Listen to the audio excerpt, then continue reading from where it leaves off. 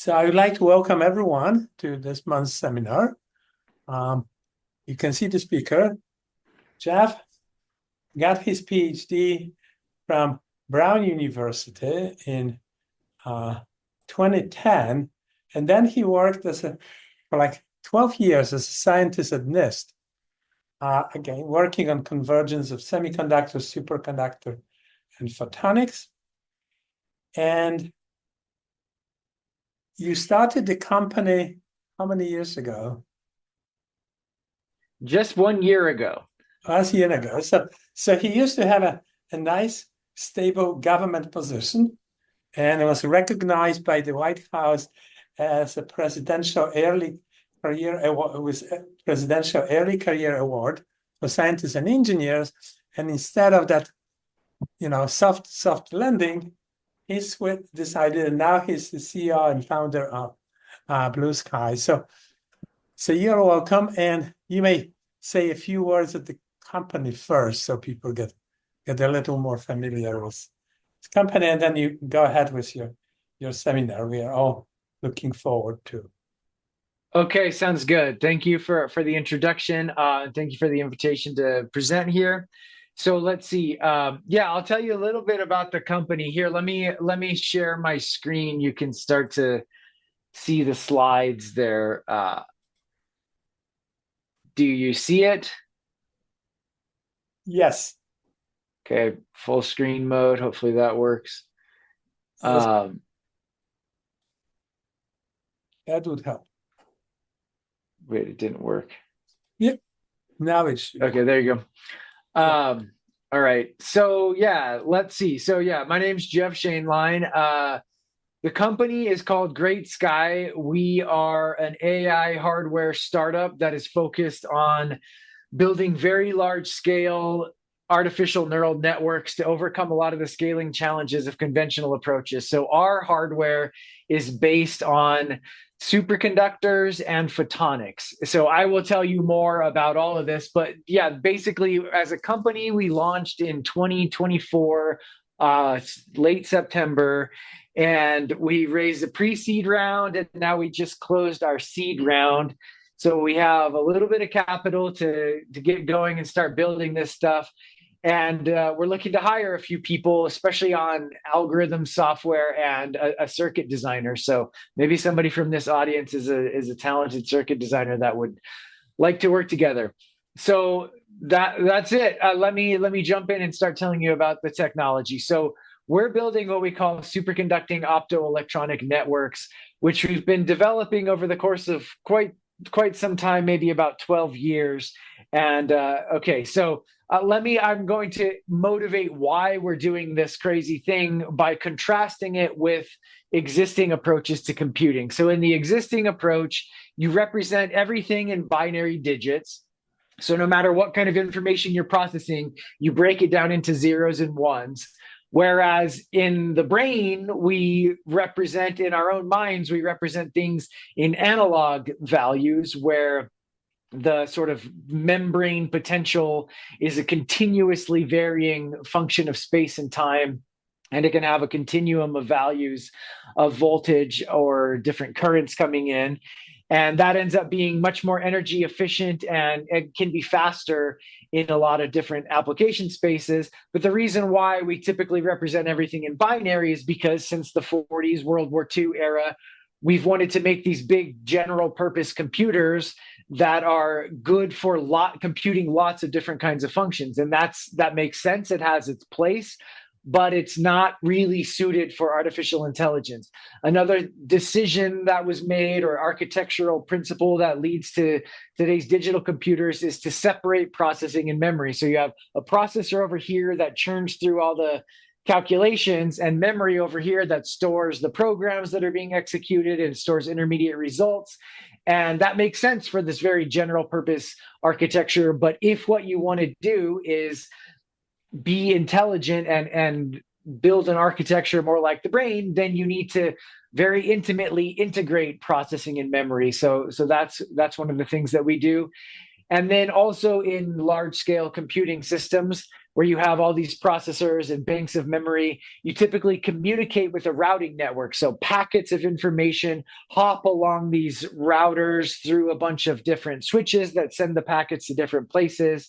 And that's how you can get information from any spot to any other spot. But that's not very efficient if what you want to do is seamlessly move information across very large networks. And so we instead communicate with direct connections. So you see this gray matter all around the periphery of the brain. That's all your computational circuitry. And then you have these white matter tracks that move information very far, very fast. And that's kind of the inspiration for the communication architectures that I'll tell you a little bit more about here. So this is how computing is done almost exclusively today. Even if it's artificial intelligence, it's still based on these digital von Neumann architectural principles. And this is what we're trying to do, taking a lot more inspiration from the brain, everything from the very lowest device level principles of analog representation up to the entire network of vast interconnected pools of neurons. So we build superconducting optoelectronic neurons. We take principles from the brain, but ultimately we're processing with circuits that have nothing to do with squishy soft matter.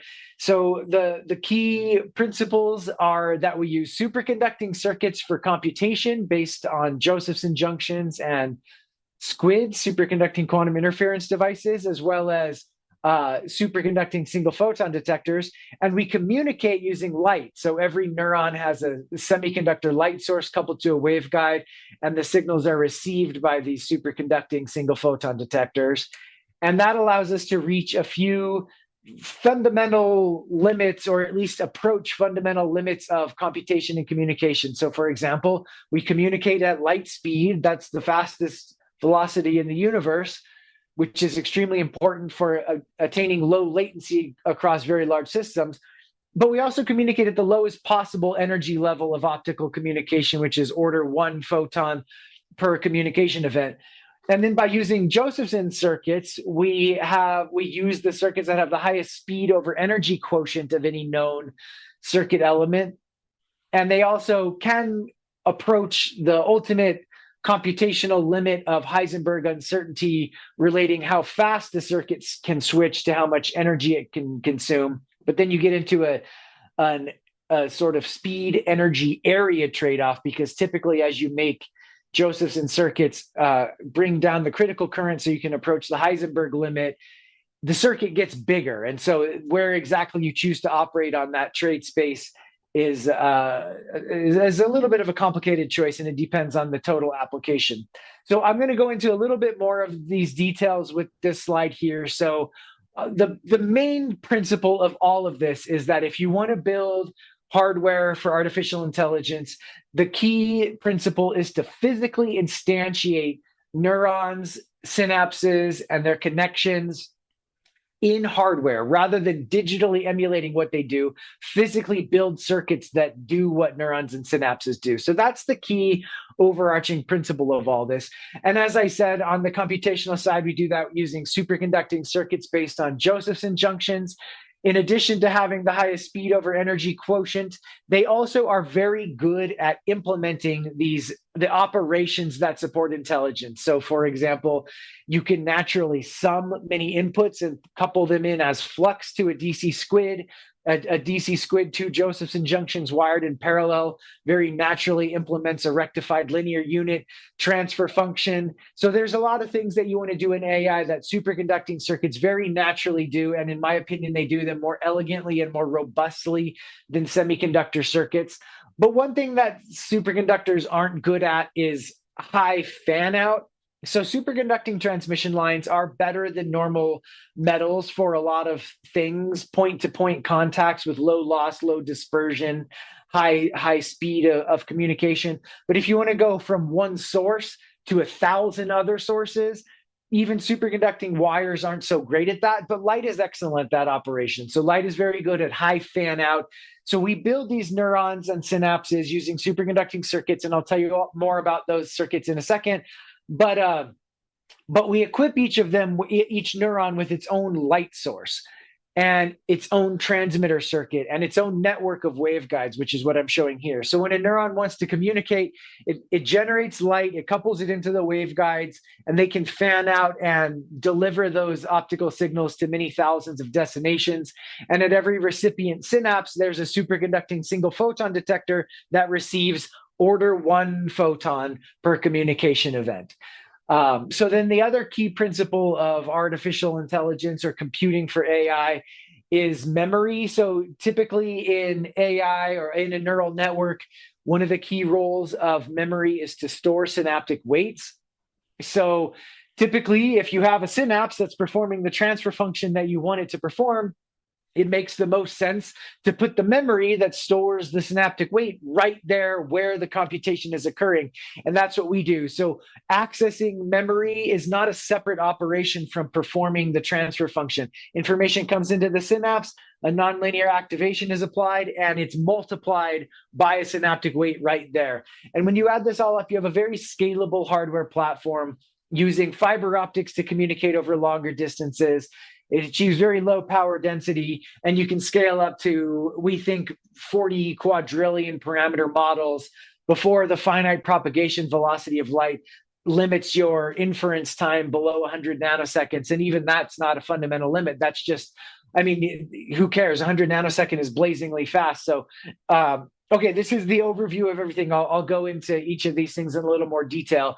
I just want to set up the diagram here. So this is our cartoon picture of a superconducting optoelectronic neuron, where you have these synapses that receive photonic inputs. They have plasticity blocks that change the synaptic weights. All the squiggly lines here are photons, and all the straight or the non-squiggly black lines are electrical signals. So synapses feed into dendrites if you want to have complex neurons with dendritic trees, and dendrites feed into the neuron cell body, which has a thresholding element. When it reaches a threshold, it drives a transmitter circuit to produce light that generates a pulse of photons. Most of it goes downstream, and some of it feeds back to reconfigure, train the neuron. So this is our cartoon diagram, and now I'll go through each of these elements, or at least some of the elements, and explain to you how we build the circuits and sort of our state of progress to date, starting with the synapse. So in this hardware, a synapse is made by a superconducting single photon detector, which is a superconducting nanowire single photon detector, which I draw as a variable resistor in series with an inductor. So when it's in the superconducting state, current flows from the current source to ground. And when that's interrupted by the detection of a photon, this becomes resistive and directs the current out of that branch of the circuit into this other branch of the circuit, where it gets coupled into a DC squid as flux. So this becomes a 3-terminal device, and the flux drive into this squid is sort of what generates an electrical signal here. So you have this squid embedded in a low pass filter, an LR filter, and the signal, what we call the synaptic integration current, that the signal that's integrated there is the postsynaptic signal. It tells you how much of a pulse you got out of that synaptic detection event. So that's the circuit diagram, and now I'll show you some measured data from some of these circuits that we made a few years ago. Here, what we're doing is we are putting a train of photonic pulses into the single photon detector.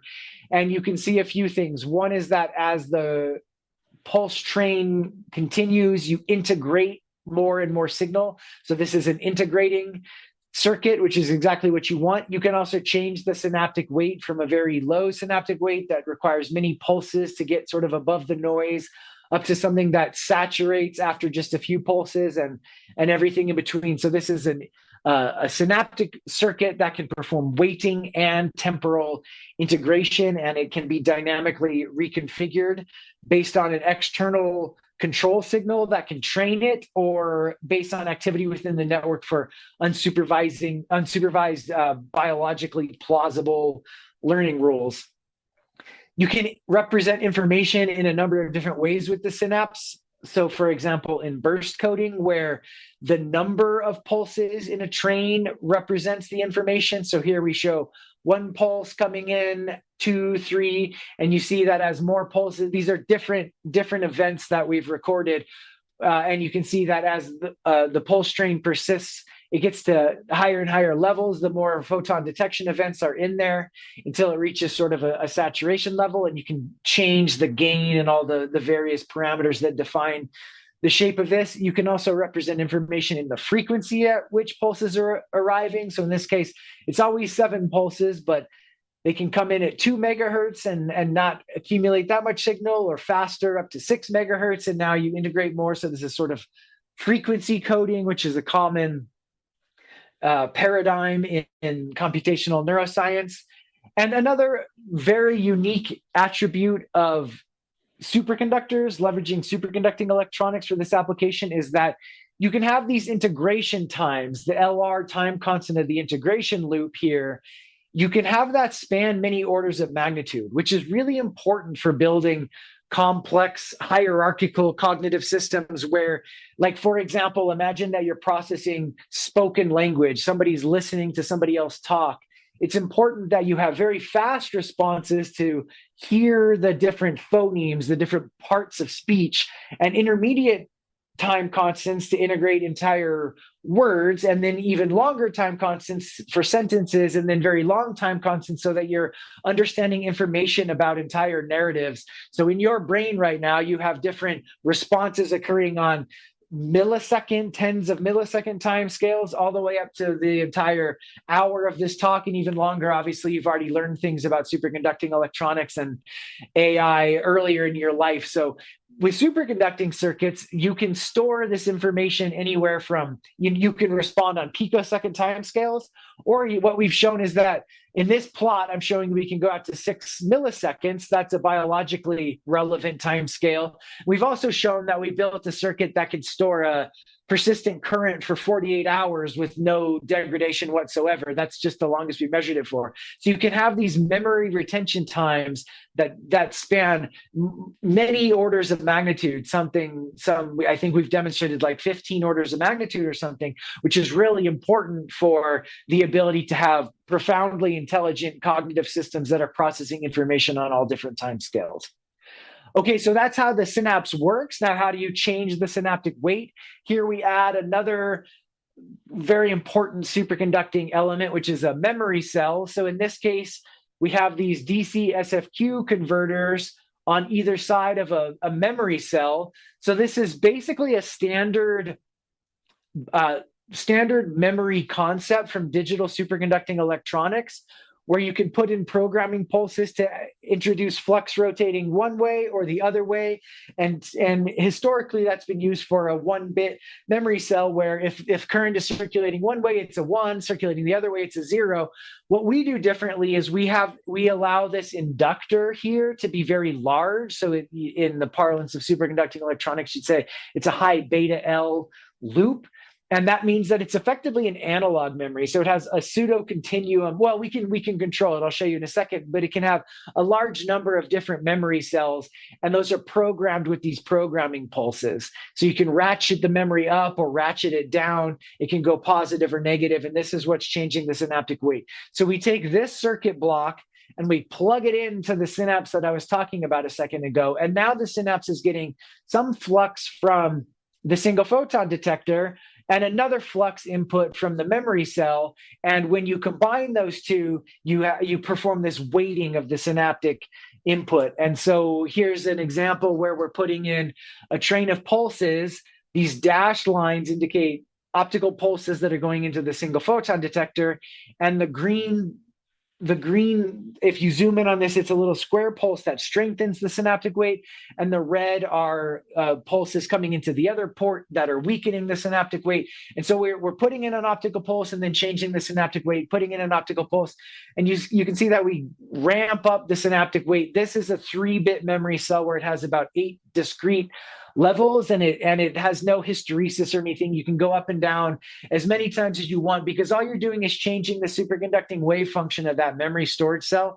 It's not like memristors, which is another synaptic memory concept floating around in the world where the material is actually changing and it degrades over time. You could rewrite this a trillion, a quadrillion times with no degradation whatsoever. And so we've shown 3-bit, 5-bit, and here I'll show data from 8-bit. It actually had like about 400 levels, so a little bit almost close to 9 bits. But it's the same thing where you're putting in a single photon pulse and then you ratchet up the strength of the memory cell. And then if you don't change the synaptic weight, it just stays constant. And then you can bring it back down. So this is that co-located memory and processing. In this case, we've done all the synaptic weight changes with these control pulses for supervised learning algorithms, but we've also designed circuits where the current circulating in that memory storage loop can be reconfigured with network activity for learning rules like spike timing dependent plasticity, Hebbian learning rules, reinforcement learning. A lot of different things are possible here. And these also can be changed really fast. So now what I'm showing is there's a stream of pulses coming into the synapse, and we're updating the synaptic weight on the fly, strengthening it, weakening it. And it's really important that we don't have to take any of the circuits offline to change their synaptic weights. We can update these in about 10 picoseconds or so. We're doing it slower here, but in principle, you can do it at 10 picoseconds. And it doesn't matter if the synapse is in operation. When you change it, it'll just present a time average of what that synaptic weight was during the response time of the superconducting single photon detector. Okay, keeping going with this diagram I had here. Now I'll talk about the optics a little bit. So once you've produced a pulse of light, it needs to get where it's going. And so we do this with nanophotonic waveguides. One of the great things about these waveguides is that they passively fan out. We don't need any active transmission lines, and we can also stack them in the third dimension. So what we're showing here is light coming into the middle waveguide in this animation here, and then it passively branches out above and below and laterally. So this is a 1:9 splitter that has a pretty compact footprint. We've demonstrated this. We've made wafers that had 2 and 3 planes of waveguides using both amorphous silicon and silicon nitride. We make these what are called tap and transition devices. So imagine you have like a north, south, east, west routing architecture where signals going east and west are on the lower plane and north and south are on the upper plane. You need to route light from one source to different destinations. You tap off the desired fraction and then transition it up to the next plane, and then you can get it where it needs to go. And so this is one example where we had 10 inputs that each get routed to 10 outputs. So that's a 10 to 100 routing manifold. And here's a microscope image of that tap and transition device. And here's measured data showing that if you put the light into one port, you can control the intensity profile. So we designed it to be a Gaussian envelope here, and the data points follow pretty closely to that dashed line. So that means that we have pretty good control over how we route light to different locations on a chip. We want to extend this. So we eventually want to get to about 10 planes of waveguides, because that's where the area occupied by photonics and the area occupied by superconducting electronics would roughly match. So you're not wasting any area on any of those layers. A little bit about the transmitter circuit. So how do you actually make the light? Here's where you need a semiconductor. So what we've done a few things to date. The easiest thing you can do is silicon.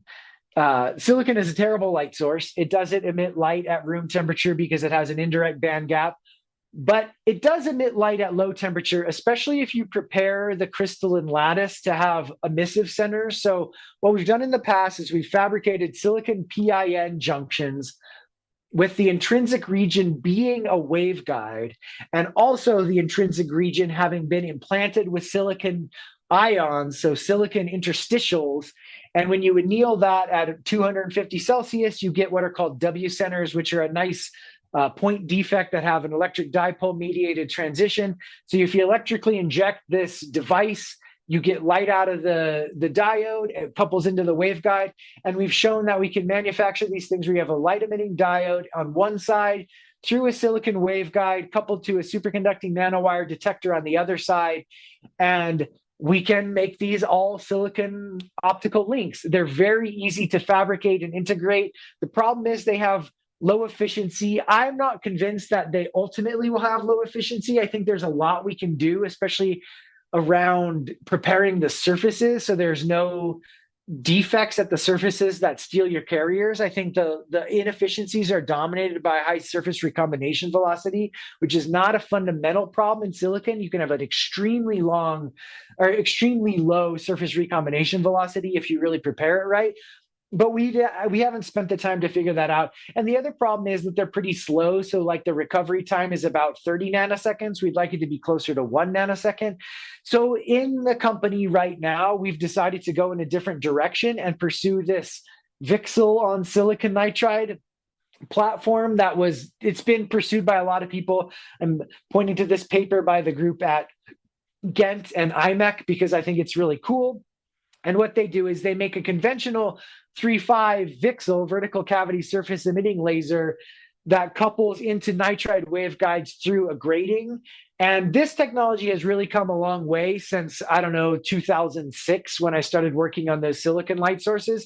And I think it's a lot easier to make the case now that we should be pursuing integration of superconducting electronics with 3.5 light sources for this application, because it's been de-risked a lot. So this is the direction that our company is going right now, and we're working on integrating VCSELs with our platform.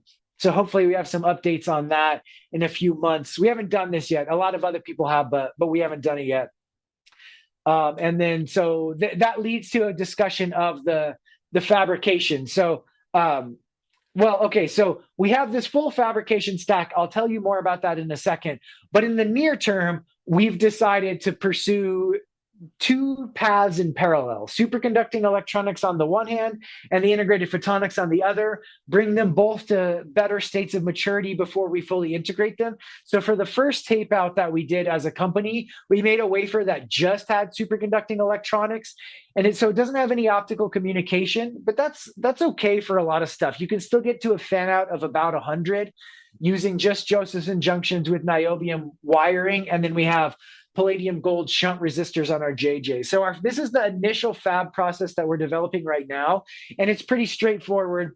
So here's some microscope images from the first neural networks we built as a company after we spun out of NIST. I guess that was mentioned at the beginning. We were at NIST for a really long time, but now we're a private company. And so here's just some microscope images, Josephson junctions. These are squids, and here's a feed-forward neural network. So this first wafer was just focused on classifying images. So we're putting in small images, just like 9-pixel images that are of different letters, and just classifying the letters. And here's a microscope image of the chip that has a few of these small neural networks on it, all set up for wire bonding and going into the cryostat. And then let's see, here's a video. So the idea of this video is each of these, in this case, this was just a 4-pixel image. We have others that are 9-pixel, but here it was just a bar detector or an edge detector. So whenever two pixels in the same row or in the same column are illuminated at the same time and nothing else is, you get a bump over here. So you're classifying, do you have horizontal or vertical bars? And then let's see, usually, okay, there should be a video that plays there, and there's not, of course, so whatever. I'll move on. But the point is that we can classify, like, we can detect these bars, which is an important part of how biological systems process vision, is they separate things into edges. And so we've demonstrated that we can do that above 10 megahertz, and we don't lose any speed when you go to bigger images or longer videos or anything. So I'll say more about our video comprehension thrust toward the end of the talk. So here's the full fabrication stack that we're building towards, where we combine semiconductors, superconductors, and photonics We think it makes sense to start with CMOS. That provides control bias circuitry. So we take a 300 millimeter wafer, do a conventional CMOS process. It doesn't need to be state of the art. Just like a 45 nanometer technology node is fine forever out into the future, which brings our costs way down relative to competitors like NVIDIA. And then on top of that, we do these repeating modules that have photonic routing waveguides with single photon detectors, inductive wiring for these integration loops, and Josephson junctions. And these modules can actually be repeated. So one of the huge advantages of superconductors over semiconductors is that based on all the various process considerations, you can put multiple planes of actives. So in CMOS, once you put down your transistors, you do your ion implantation, your activation anneals to drive in the dopants. That's at like 1100 C. And then you do your wiring layers and anneal those for metal semiconductor contacts at 600 C. You can't do that again because you can't go put another layer of transistors and anneal for the dopant activation, at least not for a logic process. And you can do some 3D memory, of course. That flash and 3D flash has come a long way. But that's very different than the compute circuitry, which is very hard to do in 3 dimensions. And even if you could, the power density becomes so high that it's really not a viable approach. And it has been pursued for decades, but nobody's really doing it these days. With superconductors, that's not the case. You can put multiple planes of Josephson junctions. It's been done by Lincoln Lab and also by a group in Japan, I believe at the Gravity clean room there. And the power density, especially in this AI application where activations are sparse, activity is sparse, most Josephson junctions are not switching at any given time. So the power density stays very low, and you can easily extract all the heat through the top and bottom of the wafer using liquid helium. So we think it's extreme scaling advantage. Even though JJ circuits are bigger, we can get close to the same density as a semiconductor neuromorphic approach by using this 3-dimensional scaling. And then at the very top of our system here, we have those light sources and the top plane of photonic routing waveguides. So this is where we want to go in the long term. And to get there, you basically, it's simple. You start with the CMOS process, and you make your transistors. It would be great, as I mentioned before, to do silicon waveguides and silicon light sources. I'm not sure if that's going to be the right long-term strategy, but in principle, you can. Then you build your transmitter circuits, which make use of thin film superconducting amplifiers like H-trons, and those couple and drive the CMOS circuitry, which then drives the light sources. You have these waveguide tap and transition devices that I was talking about. The first plane of waveguides routes light in the local neighborhood, and then couples to squids. These are 3D images of some of the squids that we make. And you also want to integrate high kinetic inductance meanders here to make high beta L loops so that you can store a lot of different levels for your memory or for your signals that you're integrating. And then you integrate these superconducting single photon detectors on those silicon or silicon nitride waveguides, and they couple into the squids like this. And then you can do multiple planes of it as I'm describing. That's the 3D integration. And then that's the fab process. But then the larger concept is that if you want to build trillion parameter AI models, or we want to go even beyond that, right now the largest large language models are at about 1 trillion parameters. About 40 billion parameters fit on a wafer as far as we can estimate, and that's not enough. So we want to be processing 300 millimeter wafers using light to communicate across the wafers and get to 300 millimeter scale so that it becomes cost effective and you can build large models. But you need to go further than that. You need to start stacking these wafers, and you use free space. These little I'm trying to draw optical links here. So these are little optical pulses where a grating coupler on one plane transmits through free space to a superconducting single photon detector on the other plane. And that's how you can communicate vertically in columns. So this is intended to replicate the architecture of the human brain, where the neocortex has these columns of neurons, different layers that communicate and perform. They build the basic computational architecture. So free space optics to communicate vertically. You can also have these little stitched waveguides laterally to connect between wafers, and then using fiber optics over longer distances to interconnect many wafers, and we need to get to this scale in order to have the most parameters in the world. There's a ton of stuff we can do as a company, as a community, before getting to trillion parameter models, and I'll talk more about that in a second. But this is really the vision that we're trying to achieve, is where you build trillion plus parameter models, superconducting optoelectronic networks, superconducting circuitry for all of your computation, learning, everything that you would consider sort of on the information processing side. But then you transduce to the optical domain for communication, and that's at all scales, whether just to communicate to the nearest neighbors using little nanophotonic waveguides, or all the way across systems that are multiple meters using fiber optics. And so if you ask the question, well, what does it take to get to sort of the human brain scale, like a human neocortex that has about 10 trillion synapses? It's not that bad, actually, even though it seems quite large. It's about 2 meters on a side, so it would fit in my office right here. It could actually fit in the Lindy L280 cryostat, which is something you can buy off the shelf for about $6 million. So the cryogenics adds about 20-30% to the cost, and the rest is just the wafers themselves.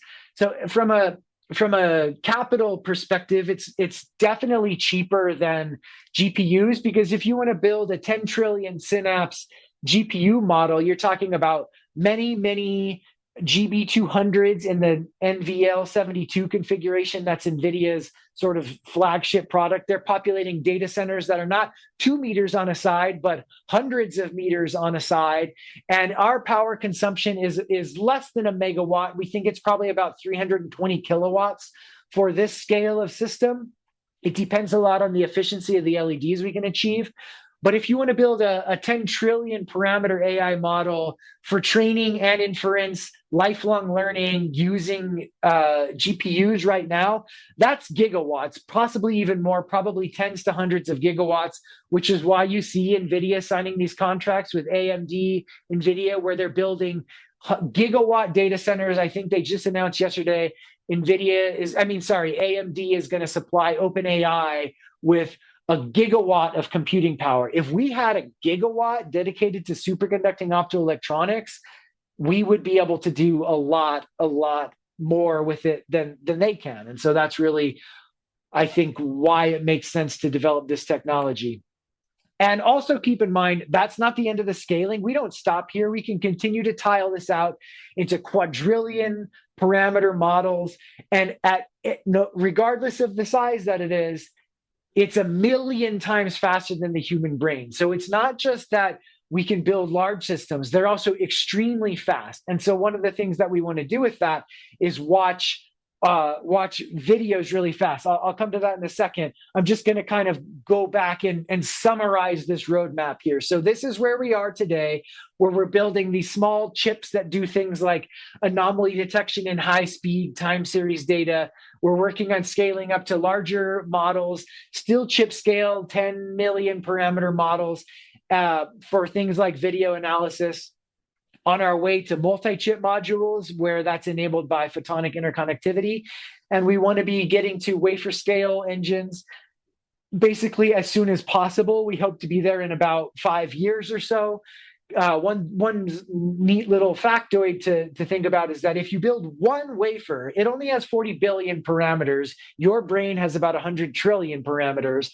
But still, one of those wafers can perform 65 times more operations per second than a human brain, just because it's so much faster. And that's tremendous. I should say it's really 65 times more operations per second than the human neocortex, but that's where most of the thinking is occurring. So that's why that's a relevant comparison. So if you build one of these wafers, it is a technology of profound consequence. And then we build into these multiple wafer systems, and we hope by something like 10-ish years to be building 10 trillion parameter models. So I have a few minutes left here. I think maybe the most important point about why this makes sense is that there's a path to exponential growth here. So the reason why CMOS, silicon semiconductors took over the world and really transformed not just computing, but society, is because there was this exponential growth curve. And we call it Moore's Law. But basically, what happened is they found out that you can shrink transistors from very large things that they used to have, like macroscopic objects when they were first invented in 47, down to things that you can't even see with an optical microscope, steadily, just by improving lithography. And so it was really the ability to double the number of transistors in a unit area every constant amount of time that led to that exponential growth trajectory. But in this case, that's not what's going to lead to exponential growth, but there are still at least 4 factors that I think are going to support an exponential growth trajectory here, which is why this technology is, I believe, going to be the next great transformation of human society. One of those factors is the layers on the wafer that I mentioned. So every 2 years, double the number of layers on the wafer. And I think you can do that for about 10 doublings. That's not enough to keep this going forever, but it's a major factor. And so if you can get a foundry that says every 2 years we're going to double the number of layers, then you have something profound there. Also, the number of wafers in the system. So as the economies of scale kick in, you get the ability to manufacture these wafers more cheaply. They're already far less expensive than NVIDIA's products because they don't require 3 nanometer, 2 nanometer extreme UV lithography. It's just conventional deep UV lithography, so it's much less expensive. So you can double the number of wafers in your system while keeping costs constant, and that gets coupled into economies of scale. As you build ever larger systems and you sell them to more customers, you can double the size of those systems without it costing twice as much. And so it starts to get cheaper to package things. It starts to get cheaper to build all the infrastructure, the cryogenics, the software that goes along with this. The entire ecosystem becomes much more efficient. And then the final thing is that there is a ton to be gained from architectural advances. When you think about the algorithms that we're implementing in AI right now, they're not that brain inspired, let's say. They don't take very many of the principles that make the brain efficient and powerful and build them into hardware. But that's not true here. If we build this hardware, it enables so many things that really aren't possible in silicon that we can leverage more and more architectural sophistication, more learning mechanisms, the ability to move information more fluidly across very large systems. And that will lead to its own improvements that should be a contributing factor to this exponential growth. So I guess the final thing that I'll say is the question is, well, okay, well, how does this compare to the elephant in the room, NVIDIA? And so here's a slide that I put together that just talks about this a little bit. So this is NVIDIA's latest product, the GB200. This is one GB200, which has 2 GPUs and a CPU on it. It can only be manufactured by one foundry in the world, TSMC, and it costs about $83,000. We estimate that when we can make one wafer, it'll cost $30,000. I believe it will be less than that. This is an overestimate, but nevertheless, it's still cheaper than one of NVIDIA's products. And all of the numbers that I'm showing here are based on these costs. And so the total cost of ownership for a large language model that has about 405 billion parameters is 300x lower total cost of ownership. That is a huge advantage relative to the incumbent, to any customer. But the advantage grows even more. It's 4.3 million lower for video analysis. And that's because video is so much more data intensive that the advantages of our hardware really, really come into play there. And so you can see I'm breaking out just the per operation metrics here. In terms of computation, one of our units can do about 3x the computations per second as the GB200, which is not a lot. You would never launch a company to do 3x better than NVIDIA because they'll do 3x better in 5 years or something. But the real advantage is the communication bandwidth, where it's 4,300x. So the bisectional bandwidth across one of these modules is more than 4,000 times higher than NVIDIA. And that's the important thing, in addition to the fact that we enable these brain-inspired architectures. And then so in terms of inference speed, they're processing about 30 frames per second right now. That's actually for very short 2-second video clips. If your video is 10 minutes long, this drops below a frame per second. Whereas ours is 60 million frames per second, regardless of the duration of the video, regardless of the frame size. And so we get over a factor of 2 million improvement in inference speed when you're watching video. And in terms of inference energy, it's about more than 4,000 times lower per video observed. You take these things together, it's enough to sort of change the world. And I guess I'm up against the clock there, so I'm going to stop there, and I'll let people ask questions, and I can speak to different aspects of this depending on where interest lies. Thank you very much.